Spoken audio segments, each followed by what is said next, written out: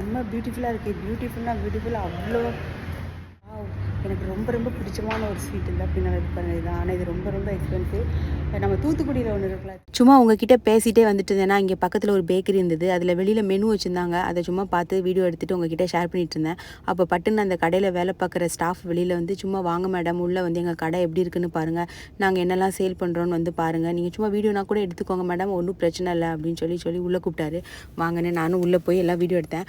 ரொம்ப அழகாக இருந்தது. கடையோட அந்த இன்டீரியரே சூப்பராக டெக்கரேட் பண்ணியிருந்தாங்க. எனக்கு ரொம்ப பிடிச்ச மேக்ரூன்ஸ் இருந்துச்சு. அது ஒரு பீஸ் பார்த்தீங்கன்னா 1 ரியால். ஒரு பாக்ஸ்னா கூட பரவாயில்ல. ஆனால் இது ரொம்ப எக்ஸ்பென்சிவ் தான் நிஜமாவே.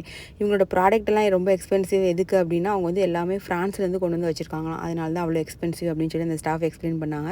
அப்புறம் அதெல்லாம் பார்த்துட்டு அப்படியே இங்கே பின்னால் இங்கெல்லாம் பார்க்க வந்துட்டேன். அவ்வளோ அழகாக இருக்கும். அழகுன்னு அழகு, அவ்வளோ அழகு. நம்ம ஊர் கோவில் இருக்குல்ல, அந்த காலத்து கோவில், அது மாதிரி உயரமாக இருக்குது. எவ்வளோ உயரமாக இருக்குது பாருங்க. பாருங்கள், ஏதோ பெரிய